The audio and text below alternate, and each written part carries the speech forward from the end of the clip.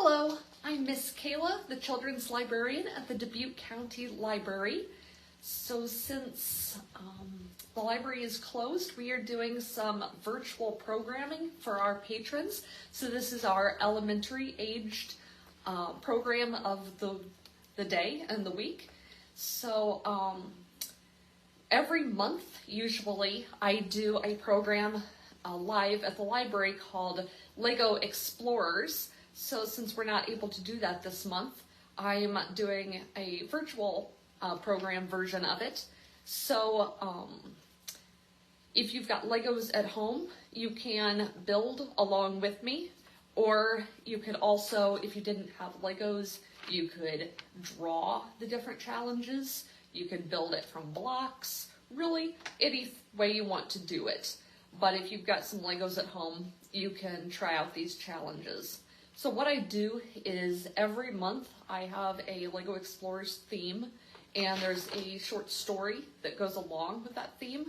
And at various points in the story, there are challenges. So I will go ahead, and what I'm going to do is just read the story for you guys. And then if you guys at home want to do the challenges, you're welcome to do that. And we'd also love to see your challenges if you do decide to do those, whether you do them from Legos or blocks or draw them or find another way to do them. You can post those and share those on our Facebook page at Dubuque County Library District. We would love to see those. So the theme for this month is Viking Voyage. So I'm just going to read the story, and then you at home can follow along and do the challenges if you like. "This is it, son, your first real Viking voyage," Bjorn said. He was a big man that looked more like a bear than a human, with wild, bushy red hair sticking out from under his helmet and covering most of his face and arms. The fire was burning low in the hearth in the wooden cabin. Calder was sitting at the table with his father Bjorn, while his mother Signy finished baking a loaf of bread for supper. Even though the bread and the roasted boar's meat smelled delicious, Calder thought he might be too excited to actually eat it. One's first voyage was no small thing. Bjorn went over to the wooden chest in the corner, where he kept all his most special belongings, including his axe, his protective Thor's hammer amulet, and the gold arm ring that he'd gotten on his first voyage. What he pulled out of the chest, however, was his helmet, with its horns glinting red in the firelight. "This was my father's and his father's, as far back as we can remember. I've worn it on many a voyage myself, and now it will be yours, Calder," he said. "Why don't you try it on for size?"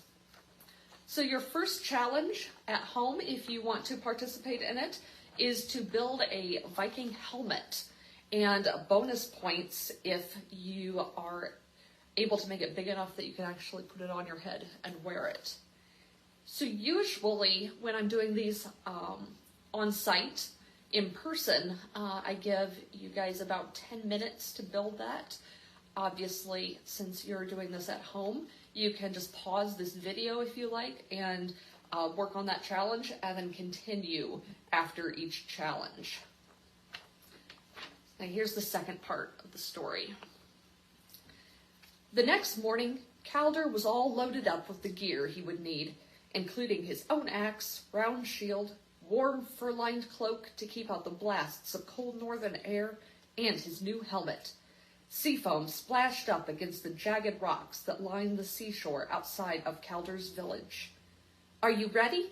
a voice from beside Calder asked.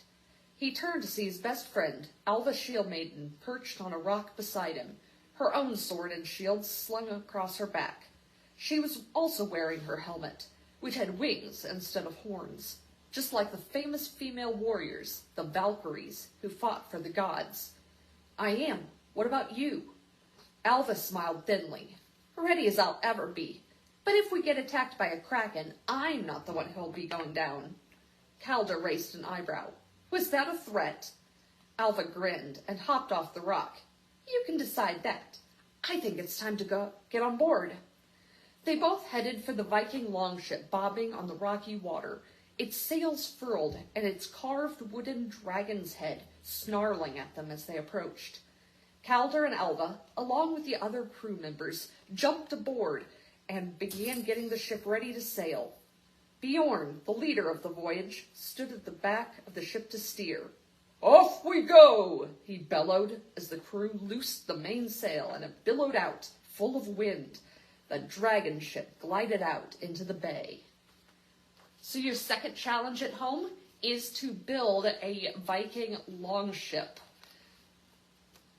An additional activity you can do with this, if you want to, is take a large bowl of some type, fill it with water, and try to make a boat that will actually float. Try some different combinations, some different techniques, see what works, see what doesn't work, see how you can tweak it to make it the most buoyant and the most resistant to water. Again, you can just pause the video here and work on your challenge at home and then start the video again when you're ready. The third part of the story. It would be many days, possibly even weeks, before they reached their destination in England, where they would trade with the locals and possibly raid a fort or two. The weather was cold and windy, but hopefully there would be no storms to drive them off course into the dark, trackless ocean. During the day, they rowed or tended to the sails, while at night they wrapped themselves in thick, warm bearskins and told stories. Saga, one of the older warriors on the voyage, who was named after the goddess of storytelling, would tell them stories about the adventures of heroes like Sigurd, who killed the monstrous dragon Fafnir, and stories of the gods, like the time that Thor the thunder god had dressed up like a bride to defeat the giant king Thrym. Calder and Alva listened entranced as Saga told the story of how the 9 worlds had began, and about the great tree Yggdrasil that held up the entire universe in its branches. Your third challenge to do at home is to build Yggdrasil, the world tree.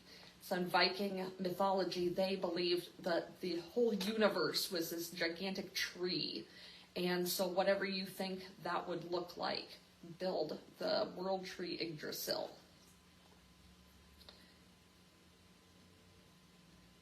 And the fourth part of the story. Finally, land was sighted one cold, misty morning. They sailed south along the rocky shoreline, looking for forts to raid for treasure, or towns where they could barter their thick furs for food, clothing, and other items to take back to their own village. Everyone on the dragon ship was in high spirits. On their third day, Calder and Alva had their first raid, a tall wooden and clay fort. They jumped ashore, splashing through the shallows with axes, swords, and torches waving. They set fire to the fort, and when the Saxon guards ran for cover, the Viking warriors happily raided the fortress of their gold. Further south, they came upon a bustling village with a large market square, where Calder and Alva helped the older Vikings barter for their wares they needed. Calder bought a warm cloak with a bronze brooch for his mother Signy, and bartered for an arm ring for himself, just like his father's. Then it was time to return to the dragon longship and set sail for home. It had been a long first voyage, and Viking warriors were made to roam. But even so, Calder still felt that there was no place quite like home. So for your last challenge, you can try to either build the English fort that they raided, or try building the village marketplace where they were trading and bartering their goods. So that is the LEGO Explorers story and theme for this month and the challenges.